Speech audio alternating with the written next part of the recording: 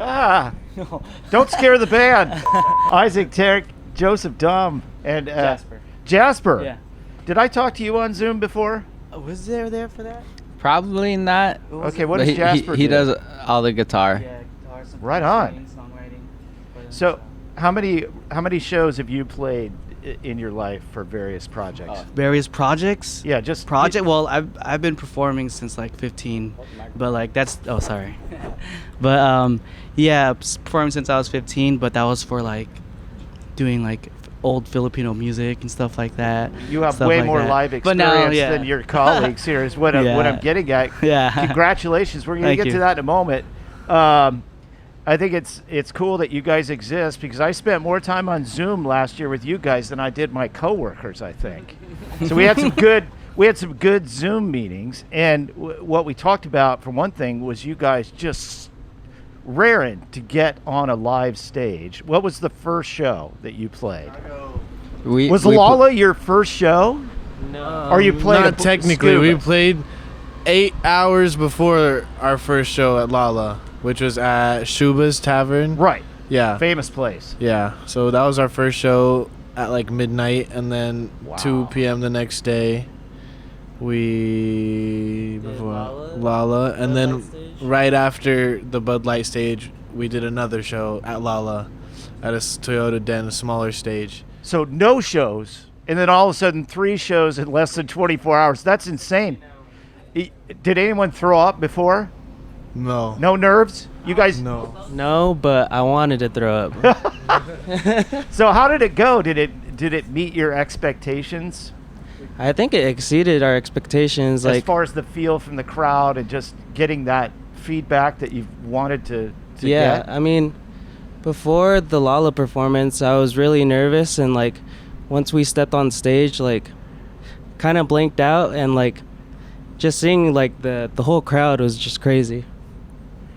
Did anything go wrong technically? Did anyone forget anything? You rehearsed so much that it just went off. Once personally, once I was on stage, like he said, like I kind of blacked out, and it became like it just felt natural. And then you see like thousands and thousands of people, and then more people are coming in as we're performing, and then more people know the not so famous songs more than I thought they would. And it was just like really gratifying to see everything from the internet into real life, because it had only been the internet up until then, and it was just beautiful. It's like a movie, isn't it? Kinda. I mean, because of the timing of the pandemic, you guys were ready to go months and months ago, and you just had to sit and wait and wonder what it was going to be like waiting for Christmas as a kid. That's hard. Well, I'm glad it went off so well. I see the pictures on Twitter of all the throngs of people at Lollapalooza. That must have just been mind-blowing to see all those people. It was something else. And like especially like doing Shuba's the night before, it was like a good boost for us, just because like Lala was such a big stage that I was like kind of like sad we weren't going to like have our first show where it was like intimate, but we got to.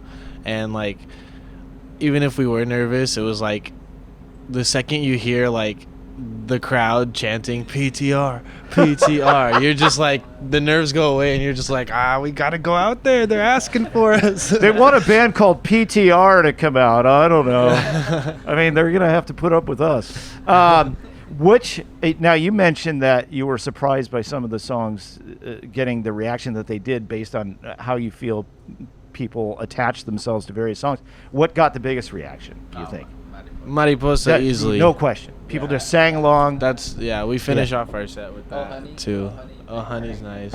But for our first show, Shuba's, we went against the rules and we did an encore, like just acoustic. Everyone kept telling us, don't do an encore, and they just kept chanting.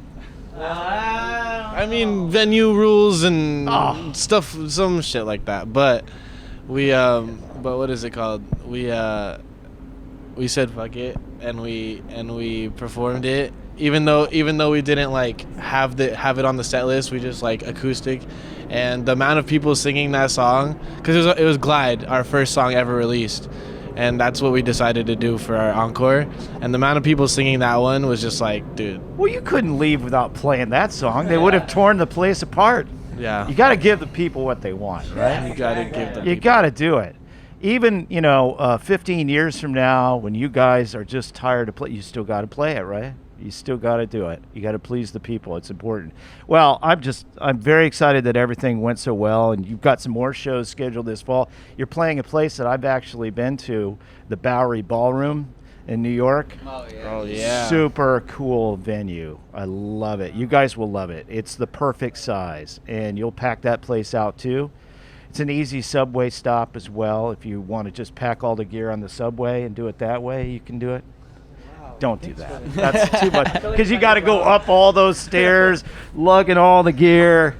We'll carry it ourselves. Yeah. Full experience. Yeah. No, you don't want to do that. Gold record for Mariposa. Yeah, in the UK and the US. Wow. Have you gotten the actual Not plaques yet. yet? Not What? yet. We're still waiting on those. We haven't really pressed the issue in terms Oh, of getting you've got them. to. Yeah, we need to because we haven't gotten them yet. But Somebody's getting fined. once they come in, we're hanging them everywhere.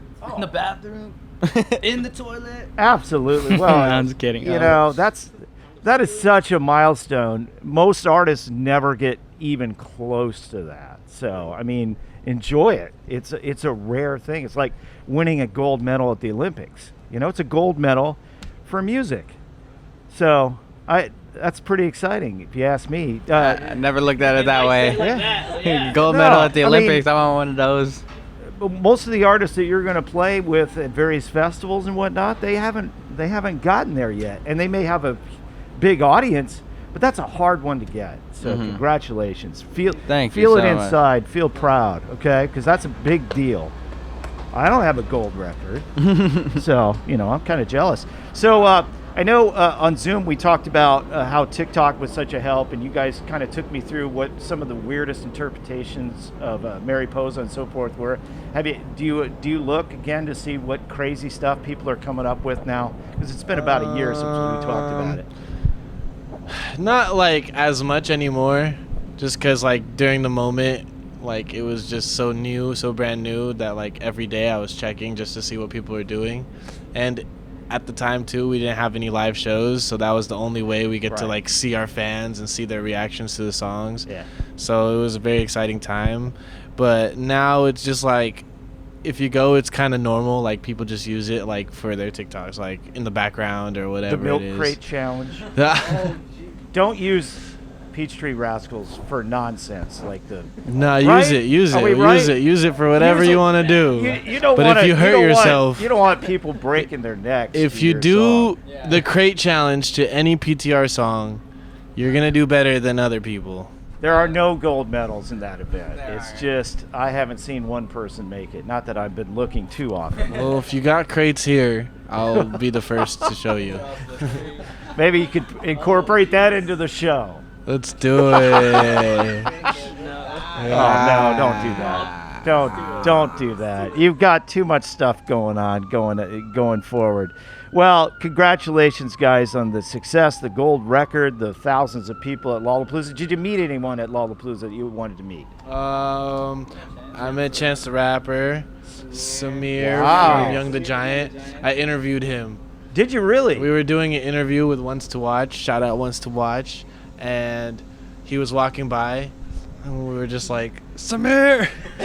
And then Samir, come here. And then we ran to him, and I asked him. Well, he's a Bay Area guy too. He's a Stanford guy. Whoa. That's Yeah, he crazy. dropped out of Stanford to do music. His folks were probably That's sexy. like, we wanted you to be a doctor. What are you doing?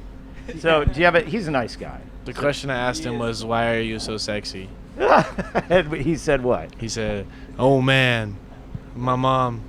No, he said my dad. My dad. You're like, what about mom? Wow. But I think it's because he dropped out of Stanford. Yeah. Well, he could always go back. I think they're doing okay. I dropped out of Stanford too. Did you really? No. Oh, San Jose State though, right? Some of you guys went to San Jose State. We went to art school in that. Yeah. Yeah, you can always go back. Things are You're too busy right now. Too busy for college. Busy, busy, busy. All right, well, fellas, I'll let you get to it. This afternoon at, I got to make sure I'm on time, 1:30 on the River Stage. 1:30 on the River Stage. Right over there. What'd you think? I thought it was at 1. Well, It's at you know 1:30. what? Just they'll get you where you need to go. Okay? Yes, sir. Don't worry about it. Just relax. Have fun. Thank you. Have some cotton candy or something. They got cotton candy. Yeah, around somewhere. Thanks, guys. Thank you. Love. Hey, it's Isaac from the Tree Rascals, and you're listening to Adam on C. That's not a good sign for the performance. Exactly like that. You knew All right. Hey, it's Isaac from the Tree Rascals, and you're listening to Adam on the CD 92.9.